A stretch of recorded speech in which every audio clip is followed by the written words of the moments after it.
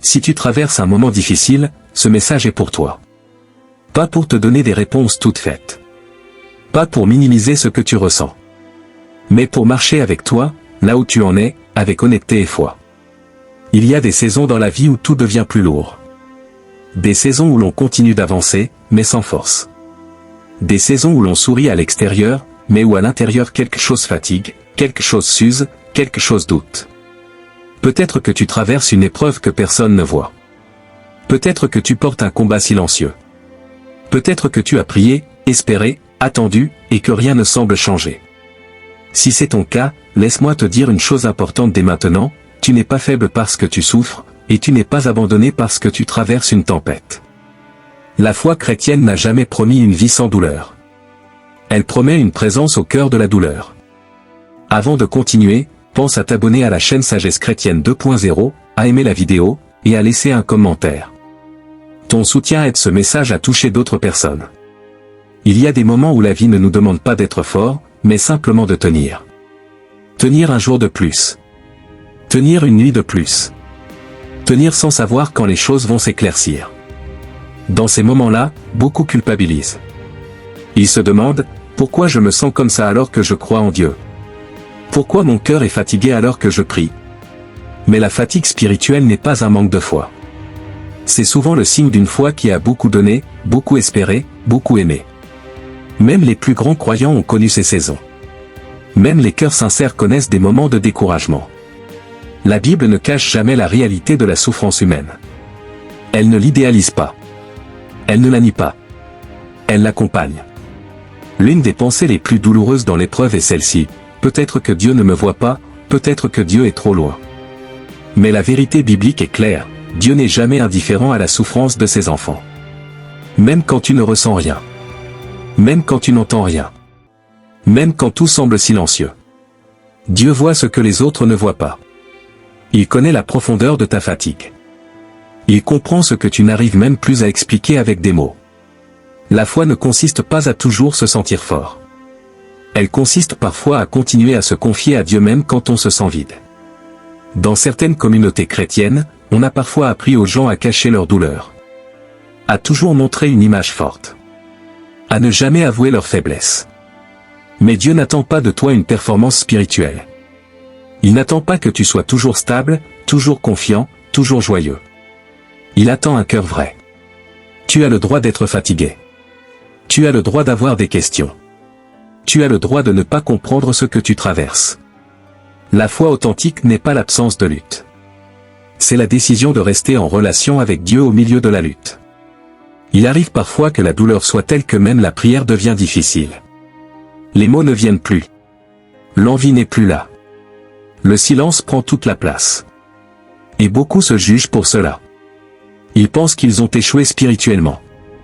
Mais il faut comprendre ceci, quand tu n'as plus la force de prier avec des mots, ton cœur prie encore. Un soupir peut être une prière. Une larme peut être une prière. Un silence offert à Dieu peut être une prière. Dieu ne mesure pas la foi à la quantité de mots prononcés, mais à la sincérité du cœur qui se présente devant lui. Voici une vérité importante à garder avec toi dans ce moment difficile: Dieu ne t'abandonne pas dans l'épreuve. Il t'y accompagne. Même quand tu avances lentement.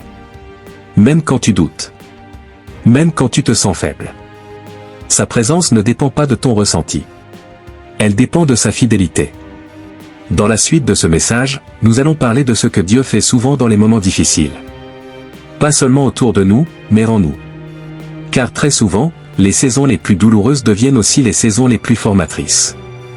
L'une des questions les plus naturelles dans la souffrance est celle-ci: pourquoi Dieu ne règle-t-il pas la situation tout de suite? C'est une question honnête. Une question humaine. Et surtout, une question que beaucoup de croyants se posent en silence. Nous aimerions souvent que Dieu enlève l'épreuve dès que nous prions. Nous aimerions que la douleur cesse rapidement, que la situation se débloque, que la tempête se calme. Mais l'expérience de la foi montre que Dieu n'agit pas toujours de cette manière. Non pas parce qu'il est indifférent, mais parce qu'il voit plus loin que l'urgence du moment. Dieu ne travaille pas seulement pour soulager une douleur ponctuelle. Il travaille pour construire une personne solide, stable et profondément ancrée. Il y a des choses que Dieu ne peut former qu'au cœur de l'épreuve. Des qualités intérieures qui ne naissent pas dans le confort, mais dans la traversée. Les moments difficiles ont cette particularité, ils révèlent ce qui était déjà présent en nous, mais souvent caché. Ils révèlent nos peurs profondes. Nos attachements excessifs. Nos dépendances émotionnelles. Mais aussi nos forces, notre capacité de résilience, et parfois une foi plus authentique que nous ne l'imaginions. L'épreuve agit comme un révélateur. Elle met en lumière ce qui demande à être guéri, ajusté ou abandonné. Cela ne signifie pas que Dieu provoque la souffrance pour nous faire mal. Cela signifie qu'il utilise ce que nous traversons pour nous faire grandir. Dans ces moments-là, la prière change de nature. Elle n'est plus seulement une demande de secours. Elle devient un espace de vérité où l'on se tient devant Dieu tel que l'on est réellement. Quand on traverse un moment difficile, on regarde naturellement ce qui se passe autour de nous. La situation financière, relationnelle, professionnelle ou émotionnelle. Mais Dieu, lui, regarde d'abord ce qui se passe à l'intérieur. Il regarde la manière dont notre cœur réagit. La manière dont nous gérons la peur.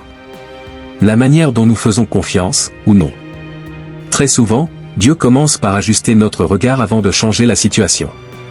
Il travaille sur notre patience. Il affine notre discernement. Il nous apprend à dépendre de lui plutôt que de nos propres forces. Ce travail intérieur est parfois lent. Il demande du temps. Mais il produit des fruits durables. Une situation peut changer rapidement et revenir plus tard sous une autre forme. Un cœur transformé, lui, ne revient jamais en arrière de la même manière. Aucune épreuve n'est agréable à vivre. Il est important de le dire clairement. Mais certaines épreuves deviennent, avec le temps, des lieux d'apprentissage profond. Des lieux où l'on apprend à prier autrement. À espérer autrement. À aimer autrement. Beaucoup de personnes témoignent qu'elles ont compris Dieu plus profondément dans les moments difficiles que dans les périodes faciles. Non parce que la souffrance est bonne en soi, mais parce qu'elle oblige à aller à l'essentiel. Dans l'épreuve, les illusions tombent. Les faux appuis disparaissent. Et ce qui reste est souvent plus vrai, plus simple, plus profond. C'est souvent là que la foi devient personnelle. Plus héritée. Plus seulement enseignée. Mais vécue. Il arrive que, dans les moments difficiles, tu aies l'impression de régresser. Tu te dis que tu étais plus forte avant. Plus confiant. Plus stable. Mais ce sentiment est trompeur. Très souvent, tu ne recules pas. Tu es simplement en train de passer d'une foi naïve à une foi plus mature. D'une foi basée sur les résultats à une foi basée sur la relation. Cette transition est inconfortable. Elle donne l'impression de perdre ses repères. Mais elle est nécessaire pour grandir spirituellement. Dieu ne détruit pas ta foi dans l'épreuve. Il la purifie. Voici une deuxième vérité essentielle à garder avec toi, index revers pointant vers la droite blanc. Si tu traverses un moment difficile, ce n'est pas parce que Dieu t'a oublié, mais parce qu'il est encore en train de travailler. Même si tu ne vois pas encore le résultat. Même si tu ne comprends pas tout. Le travail invisible précède souvent les changements visibles. Dans la prochaine partie de ce message, nous allons parler de la manière de tenir dans l'épreuve. Pas en niant la douleur. Pas en faisant semblant d'aller bien. Mais en apprenant à trouver une espérance réelle, solide et durable. L'une des choses les plus difficiles dans un moment éprouvant n'est pas seulement la douleur, mais la durée. Il est plus facile de traverser une difficulté courte que de porter une épreuve qui s'étire dans le temps sans perspective claire de sortie. Quand l'épreuve dure, la fatigue s'accumule. L'espoir peut s'user. La motivation diminue.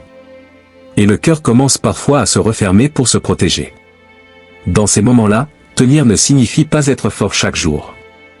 Tenir signifie souvent accepter d'avancer lentement, sans se condamner. Tenir, c'est parfois simplement continuer à se lever, même sans enthousiasme, même sans clarté. Dieu ne te demande pas d'être héroïque dans l'épreuve. Il te demande d'être vrai. Et la vérité, c'est parfois reconnaître que l'on n'a plus beaucoup de force, mais que l'on choisit quand même de ne pas abandonner la relation avec lui. L'une des grandes erreurs spirituelles dans l'épreuve est de confondre espérance et déni. L'espérance chrétienne n'est pas le fait de dire que tout va bien quand tout va mal. Elle n'est pas non plus le fait de répéter des phrases positives pour se convaincre. La vraie espérance commence par regarder la réalité en face. Elle reconnaît la douleur. Elle reconnaît la peur. Elle reconnaît la fatigue. Mais elle refuse de faire de cette réalité la vérité ultime. L'espérance chrétienne affirme que ce que tu traverses n'est pas toute l'histoire. Que cette saison, aussi lourde soit-elle, n'est pas la fin du récit. Que Dieu peut encore écrire quelque chose au-delà de ce que tu vois aujourd'hui. Cette espérance est parfois discrète. Elle n'est pas toujours joyeuse. Mais elle est stable. Contrairement à ce que l'on pense, l'espérance n'est pas toujours un sentiment. Très souvent, c'est une décision intérieure. La décision de continuer à croire que Dieu est fidèle, même quand on ne ressent rien. La décision de ne pas laisser la douleur définir toute sa vision de la vie. La décision de rester ouvert à Dieu, même quand on est déçu ou incompris. Cette décision ne supprime pas la souffrance, mais elle empêche la souffrance de devenir destructrice. Chaque fois que tu choisis de garder une porte ouverte à l'espérance, tu empêches l'épreuve de durcir ton cœur. Quand on traverse un moment difficile, la foi se vit rarement dans de grands gestes spectaculaires. Elle se vit dans les petites choses du quotidien. Se lever malgré la fatigue. Faire une chose à la fois. Accepter de demander de l'aide. Prendre un moment de silence, même court. Ces gestes simples sont des actes de foi. Ils disent, je continue, même si c'est lent. Ils disent, je n'abandonne pas, même si je ne comprends pas tout. Dieu honore cette fidélité discrète. Il voit les efforts que personne ne remarque. Il voit la persévérance cachée. Il arrive des moments où l'envie d'abandonner traverse l'esprit. Pas forcément abandonner la foi, mais abandonner l'effort, l'attente, l'espérance. Ces pensées ne font pas de toi une mauvaise personne. Elles font de toi un être humain confronté à ses limites. Ce qui compte n'est pas que ces pensées existent, mais ce que tu choisis d'en faire. Les reconnaître sans culpabiliser. Les présenter à Dieu sans honte. Et, quand c'est possible, choisir de continuer un pas de plus. Parfois, un pas de plus suffit pour traverser une journée entière. Voici une troisième vérité essentielle pour ce moment difficile, tenir dans l'épreuve, même faiblement, est déjà une forme de victoire. Dieu ne mesure pas ta foi à ton enthousiasme. Il la mesure à ta fidélité, même fragile. Chaque jour tenu est précieux. Chaque pas, même petit, a de la valeur. Dans la dernière partie de ce message, nous allons parler de la sortie de l'épreuve. Pas nécessairement comme une fin soudaine, mais comme une transformation progressive. Nous verrons comment Dieu utilise même les saisons difficiles pour préparer une suite différente, plus profonde et plus stable. Toutes les épreuves ne se terminent pas de manière spectaculaire. Certaines ne disparaissent pas soudainement. Mais presque toutes finissent par se transformer intérieurement. Il arrive un moment où, sans que la situation ait totalement changé, quelque chose en toi commence à évoluer. Tu réagis différemment. Tu regardes autrement. Tu n'es plus exactement la même personne qu'au début de l'épreuve. Cette transformation est souvent discrète. Elle ne fait pas de bruit. Mais elle est réelle. Dieu travaille rarement dans la précipitation. Il travaille dans la profondeur. Et ce travail porte des fruits que l'on ne voit parfois qu'avec le recul. L'une des questions qui revient souvent après une saison difficile est celle du sens. À quoi tout cela a-t-il servi? Pourquoi ai-je dû traverser cela? Il n'y a pas toujours de réponse immédiate à ces questions.